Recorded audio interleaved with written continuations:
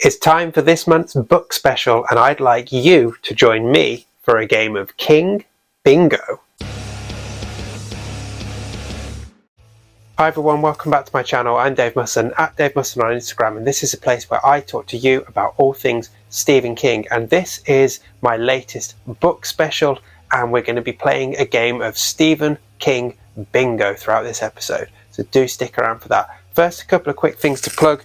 You can check out my book, The Ultimate Stephen King Quiz Book. Links are in the description below. Also in the description below, you'll find links to the Constant Writers podcast, where I talk to indie horror authors about them, their work, and their relationship with Stephen King.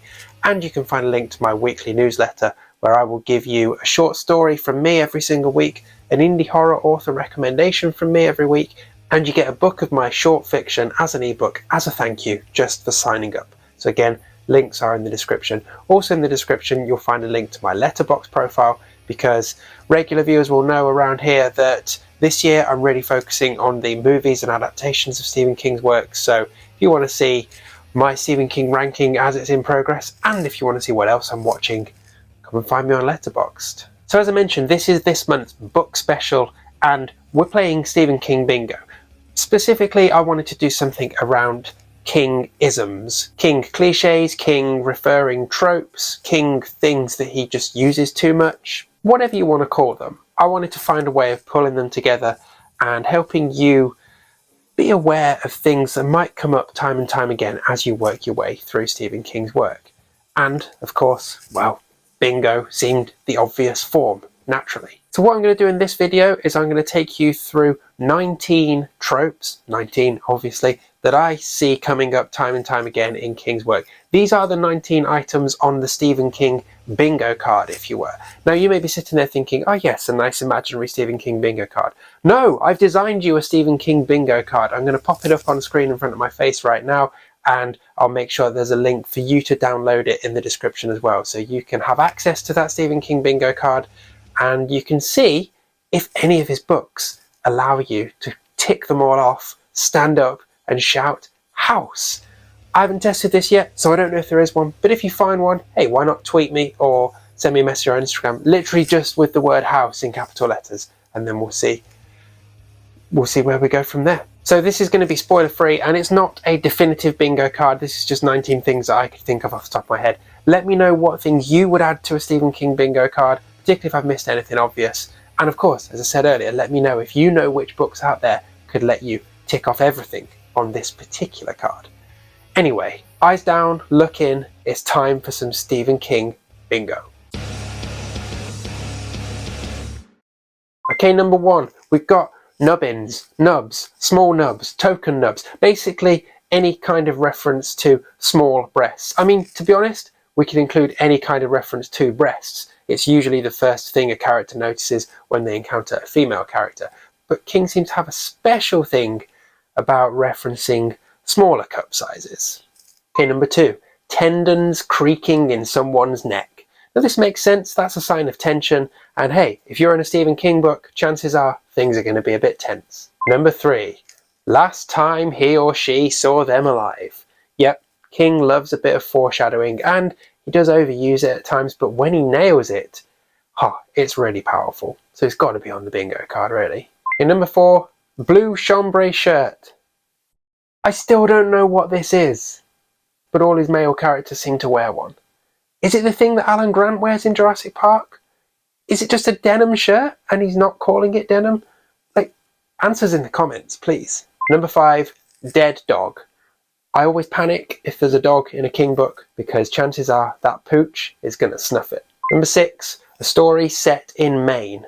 Now, this feels like a cheat, I'll admit it, but yeah, I still put it on the bingo card.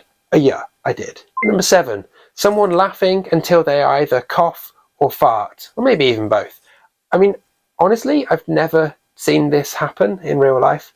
My sister-in-law did once fart while she was being tickled by my wife. That was pretty funny. So number eight, amazing sex for the woman. So this always seems to be the way in King's sex scenes, that it's just explosive, mind-blowing, amazing for the woman. even when it's a thumb through denim, it's almost certainly an instant orgasm. So number 9, the whole fingernails in the palms, leaving crescent-shaped cuts thing. We see this a lot in King's books, that his characters are so tense and they're gripping their fingers that they look down and they've got tiny little moon-shaped cuts and their palms are bleeding. Like, I've tried to do this a lot and I just don't get the physics of it. Like, unless people in Maine really don't cut their fingernails very often, like, I just don't see how that would pierce the skin. But hey, it's on the bingo card. So number 10, old man, young lad relationship type thing. So I've thrown this in as a bit of a curveball, but it's the kind of relationship that King writes really well, and we see in a lot of his stories. And it is usually an older man and a younger man, boy, teenager, whatever. Often they're just friends, but sometimes they might be related. Either way, when you get this dynamic going, yeah, you can check that one off. And number 11, brand names. So King himself is pop culture, and he loves pop culture and throwing in references to our world. At least I assume things like Twinkies and Hamburger Helper and OxyContin are from our world. I mean, I've never seen them over here, but hey ho. Number 12, full dark. Yep, had to be in here. At some point, it is always going to be full dark, or almost full dark, or just after full dark. You get the idea. Okay, 13, small town, large cast, dark secret.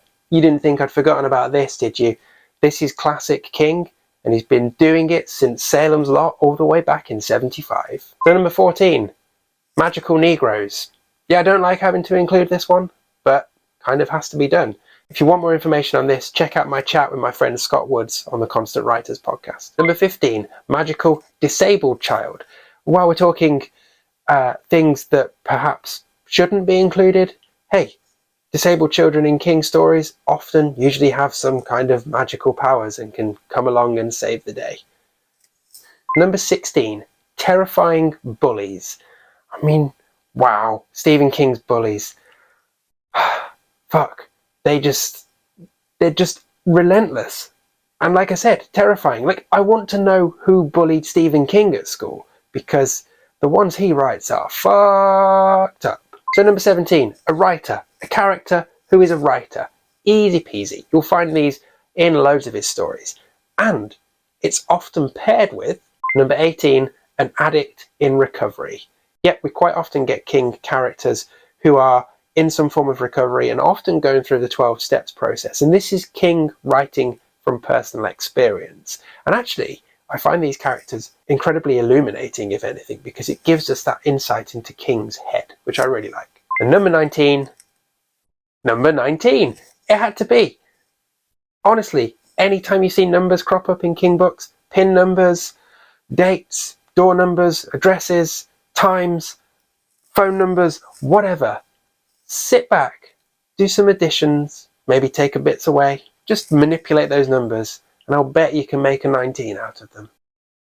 Okay, that's it. That's the 19 items on your Stephen King bingo card, which I will flash up in front of my face again here, and the link is in the description for you to download your own copy. And hey, share it on social media if you like, along with a link to this video. And let me know which items I've missed. We could maybe make a second Stephen King bingo card. And let me know if you know of any books that tick everything off and let you stand up and shout house. Now, I'll be back next time, back on the movies and adaptations trail. But before then, a couple of plugs. I mentioned it already, but my book, The Ultimate Stephen King Quiz Book, is available. Amazon and Barnes & Noble. Links are in the description. You can also find links there to sign up to my newsletter and to check out the Constant Writers podcast. If you haven't checked that out already, I strongly suggest you do. You can watch the interviews here on my YouTube channel, or you can listen wherever you get your podcasts. But as I said, next time we're back on the movies, and to quote Axl Rose from the Guns N' Roses live album, we've got a little bit of Arnold for you.